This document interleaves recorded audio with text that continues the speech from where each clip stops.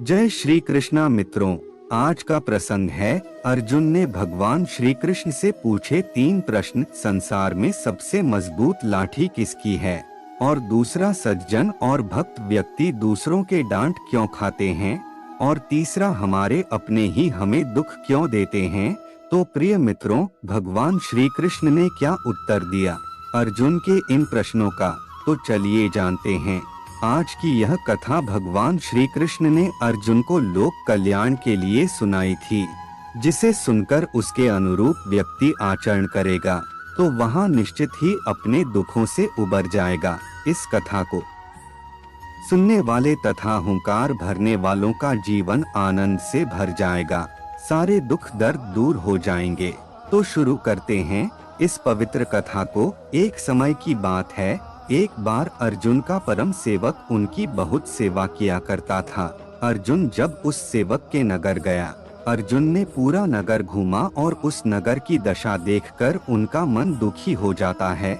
वापस भगवान श्री कृष्ण के पास जाकर उनसे पूछता है, हे प्रभु, मेरे मन में बहुत ही चिंताएं हैं, मेरे मन में बहुत सारे प्रश्न हैं जो कि मैं आपसे पूछना चाहता हूँ और उनका समाधान जानना चाहता हूँ। भगवान श्री कृष्ण ने अर्जुन से कहा, हे पार्थ, कहो तुम्हारे मन में क्या चिंताएं हैं और क्या प्रश्न तुम्हें चिंतित किए हुए हैं।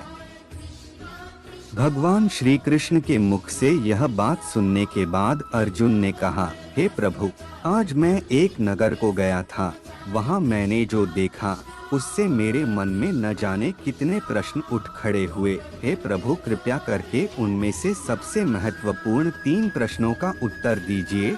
अर्जुन की बातों को सुनकर भगवान श्री कृष्ण ने पुनः कहा, हे पार्थ, तुम जानना चाहते तो मैं अवश्य ही तुमको तुम्हारे प्रश्नों के उत्तर दूंगा।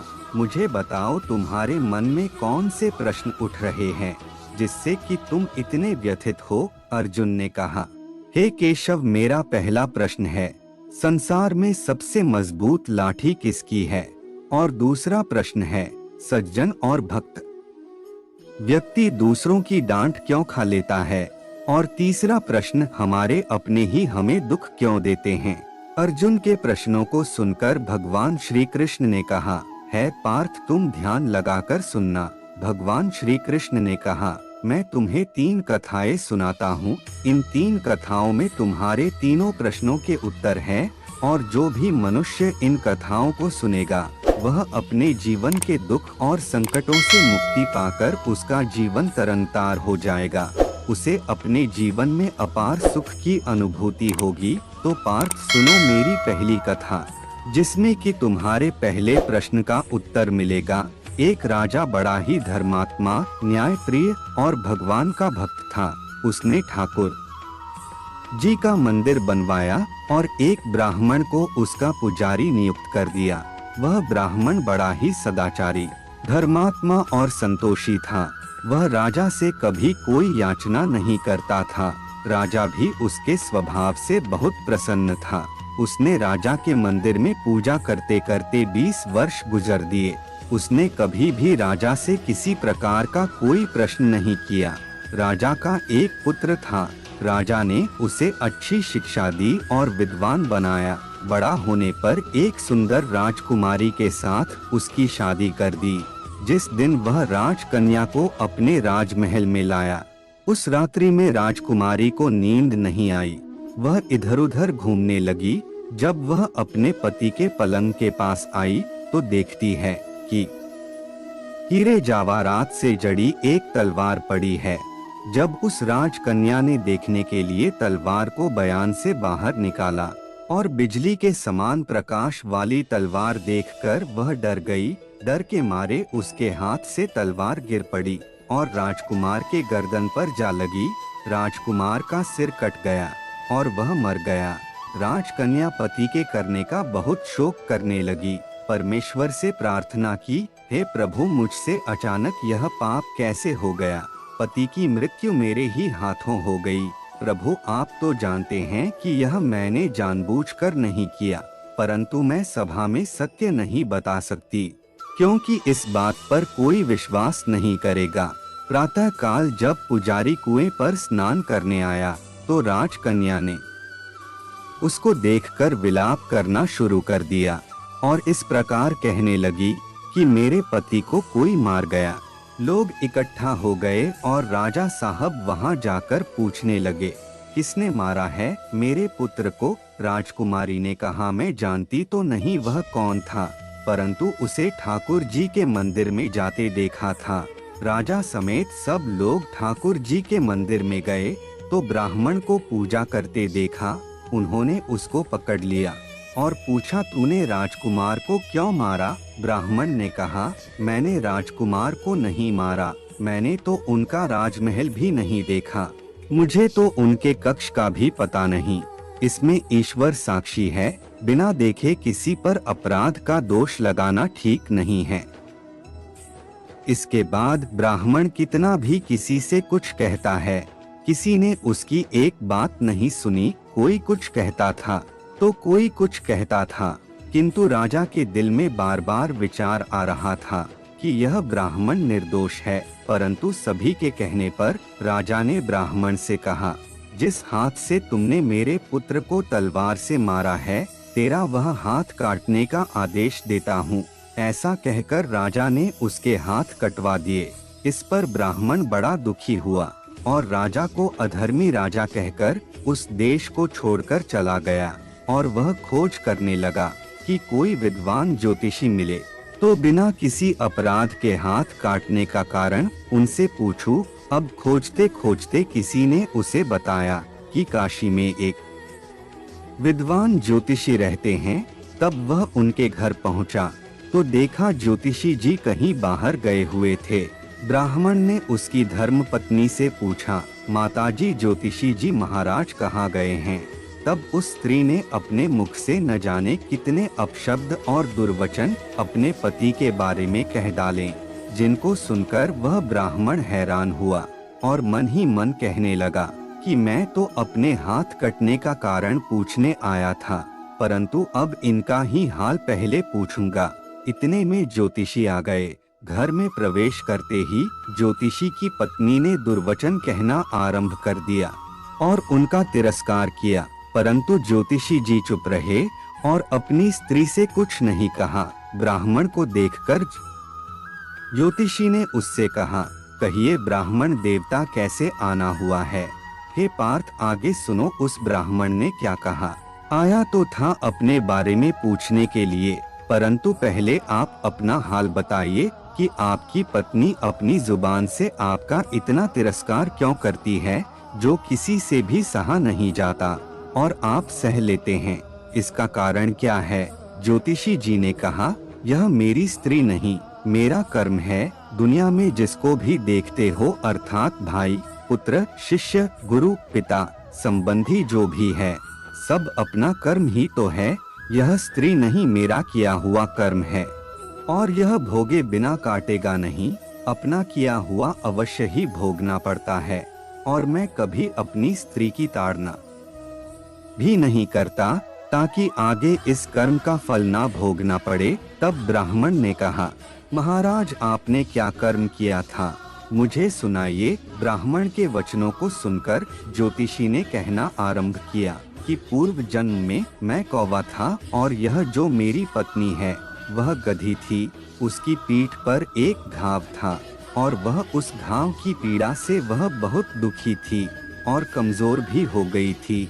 मेरा स्वभाव बड़ा ही दुष्ट था, इसीलिए मैं उसके घाव में चोंच मारकर इसे और ज्यादा दुखी करता था। जब दर्द के कारण यह तड़पती थी, इसकी हालत देखकर मैं बहुत खुश होता था। मेरे डर के कारण यह बाहर नहीं निकलती थी, किंतु मैं उसको ढूंढता फिरता था। वह जहाँ मिले वहीं उसे दुख देता था। आखिर मेरे द्वारा बहुत सताए जाने पर दुखी होकर वह गांव से 10 से 12 मील दूर जंगल में चली गई। वहां गंगा जी के किनारे हरी हरी घास खाकर और मेरी चोट से बचकर सुखपूर्वक रहने लगी। लेकिन मैं उसके बिना नहीं रह सकता था। उसको ढूंढते ढूंढते मैं वहां जा पहुंचा।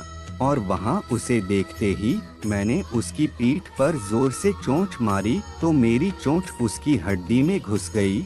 इस प्रकार उसने अनेक प्रयास किए, फिर भी चोंच नहीं छूटी। मैंने भी चोंच निकालने का बड़ा प्रयत्न किया, मगर चोंच नहीं निकली। उसने सोचा कि यह दुष्ट ऐसे तो मुझे छोड़ेगा नहीं, मैं पानी में जाती हूँ। ऐसा सोचकर गधी गंगा जी में प्रवेश कर गई, परंतु वहाँ भी मैं अपनी चोंच नहीं निकाल पाया। आखिर में वह बड़े प्रवाह में प्रवेश कर गई। गंगा का प्रवाह तेज होने के कारण हम दोनों बह गए और मर गए। तब गंगा जी के प्रभाव से यह तो ब्राह्मणी बनी और मैं बड़ा भारी ज्योतिषी बना। अब वही मेरी स्त्री है जो मेरे मरते समय तक अपने मुख से गाली निकालकर मुझे दुख देती रहेगी, और मैं भी अपने कर्मों का फल समझकर सहन करता रहूंगा। मैं इसका दोष नहीं मानूंगा, क्योंकि यह किए हुए कर्मों का फल है, इसीलिए मैं शांत रहता हूँ। अब अपना प्रश्न पूछो। ब्राह्मण ने अपना सब समाचार सुनाया और पूछा, अधर्मी पापी राजा ने मुझ निर्दोष के हाथ क्यों कटवाए? तब ज्योतिष ने कहा, हे ब्राह्मण सुनो, राजा ने आपके हाथ नहीं कटवाए, आपके कर्मों ने ही आपके हाथ कटवाए हैं। अब सुनो, पूर्व जन्म में आप एक तपस्वी थे और वह राजकुमारी जिसके हाथों से राजकुमार मारा था, वह गौ अर्थात गाय माता थी और वह राजकुमार कसाई था। जब कसाई गाय को मारने लगा तब गाय बेचारी जान बचाकर आपके सामने से जंगल में भाग गई। पीछे से कसाई आया और आपसे पूछा कि इधर कोई गाय तो नहीं है? आपने प्रण लेकर रखा था कि झूठ नहीं बोलूंगा। जिस तरफ गई थी उसी तरफ आपने हाथ से इशारा किया तो उस कसाई ने जाकर गाय को मार डाला। गंगा के किनारे वह उसकी चमड़ी निकाल रहा था, इतने में ही जंगल से शेर आया और गाय और कसाई दोनों को खा गया और उनकी हड्डियां गंगा जी में बह गई। गंगा जी के प्रताप से कसाई को राजकुमार और गाय को राजकन्या का जन्म मिला और कर्म ने उस रात्रि के लिए उन दोनों को इकट्ठा किया, क्योंकि कसाई ने गाय को तलवार से मारा था। इसी कारण राजकन्या के हाथों से अपने आप ही तलवार गिरने से राजकुमार का सिर कट गया और वहां मर गया। इस तरह अपना फल देकर कर्म निवृत्त हो गया। तुमने जो हाथ का इशारा गाय की ओर किया था, उस कर्म ने तुम्हारा हाथ कटवा दिया। इसमें तुम्हारा ही दोष है, किसी का दोष नहीं है। पार तुमने सुना मैंने क्या कहा? इंसान अपनों के द्वारा ही गालियां खाता है। जिस प्रकार वह ज्योतिषी अपनी पत्नी से गालियां खाता था क्योंकि उसने पाप जो किया था। दूसरा प्रश्न है, संसार में सबसे मजबूत लाठी किसकी है? तो उसका उत्तर इस कहानी में है जो मैं अब सुनाने जा रहा हूँ। एक साधु वर्षा के जल में प्रेम और मस्ती से चला जा रहा था। इस दौरान उसने एक मिठाई की दुकान को देखा जहाँ एक कढ़ाई में गर्मागर्म दूध उबल रहा था, दूसरी कढ़ाई में गर्मागर्म जलेबियां तैयार हो रही थी। साधु कुछ क्षणों के लिए वहां रुक गया। शायद भूख का एहसास हो गया था या मौसम का असर था। साधु हलवाई को गौर से देखने लगा। साधु कुछ खाना चाहता था लेकिन उसके पास पैसे नहीं थे। उस हलवाई ने गर्मागर्म दूध और जलेबी साधु को दे दिया। साधु ने गर्मागर्म जलेबी को गर्म दूध के साथ खाया और फिर हाथों को ऊपर उठाकर हलवाई के लिए प्रार्थना की और आगे चल दिया। साधु बाबा का पेट भर चुका था। दुनिया के दुखों से बेपरवाह एक नए जोश से बारिश के गंदे पानी के छींटे उड़ाता चला जा रहा था। इस बात से अनजान था कि एक युवा नव विवाहित जोड़ा भी वर्षा के जल से बचकर उसके पीछे पीछे चले आ रहे थे। एक बार साधु ने बारिश के गंदे पानी में जोर से लात मारी। बारिश का पानी उछला और पीछे आने वाली युवती के कपड़े भीग गए। उसे युवती के कीमती कपड़े कीचड़ से लथपथ हो गए। साधु हक्का बक्का सा खड़ा था। उस युवती के पति ने साधु को पकड़ लिया। उस युवती ने आगे बढ़कर अपने पति के हाथों से साधु को छुड़ाना चाहा, लेकिन युवक की आंखों से निकलती नफरत की चिंगारी देखकर वह पीछे खिसकने पर मजबूर हो गई। रात चलते राहगीर भी उदासीनता से यह सब देख रहे थे, लेकिन युवा के गुस्से को देखकर किसी में इतनी हिम्मत नहीं हुई कि उसे रोक पाते, और आखिरकार जवानी के नशे में चूर इस युवक ने एक जोरदार थप्पड़ साधु के चेहरे पर जड़ दिया, जिससे साधु लड़खड़ाता हुआ नीचे गिर गया। साधु को नीचे गिरा हुआ देखकर वह युवक मुस्कुराकर वहां से चल दिया। वह युवा जोड़ा अपनी मस्ती में अपनी मंजिल की ओर अग्रसर हो गए। थोड़ी ही दूर चलने के बाद अपने घर पहुंच गए। युवा अपनी पत्नी से हंसी मजाक करते हुए ऊपर घर की सीढ़ियां पर चढ़ रहा था। बारिश के कारण सीढ़ियों पर फिसलन हो गई थी। अचानक युवा का पैर फिसल गया और सीढ़ियों से नीचे गिरने लगा। महिला ने जोर से चिल्लाना शुरू कर दिया। आसपास के लोग आए और उसे तुरंत अस्पताल ले गए। युवक का सिर फट गया था। उसके साथ वाले लोगों ने उस साधु को भी वही देखा। वह भी गिरने से लगी हुई चोट पर मरहम पट्टी करवाने आया था, तो लोग आपस में कानाफूसी करने लगे। निश्चित साधु ने थप्पड़ खाकर युवक को श्राप दिया है, तभी उसे चोट लगी है। दूसरे युवकों ने यह बात सुनकर साधु को घेर लिया। एक युवक कहने लगा कि आप कैसे भक्त हैं भगवान के, जो केवल एक थप्पड़ के कारण युवक को श्राप दे बैठे। साधु ने कहा, भगवान की कसम, मैंने इस युवा को श्राप नहीं दिया। हे पार्थ, आगे सुनो। उस साधु की बातों को सुनकर बाकी लोगों ने कहा, अगर आपने श्राप नहीं दिया तो ऐसा नौजवान युवा सीढ़ियों से कैसे गिरा कि उसे इतनी गंभीर चोट आ गई। तब साधु ने सभी लोगों से एक अनोखा सवाल किया कि आप में से कोई इन सब घटनाओं के समय मौजूद था। एक युवा ने आगे बढ़कर कहा, मैं इस घटना के समय वहां मौजूद था। साधु ने अगला सवाल किया, मेरे कदमों से जो कीचड़ उछला था उससे उस युवा के कपड़े खराब हुए थे। वह आदमी बोला नहीं, लेकिन महिला के कपड़े जरूर खराब हुए।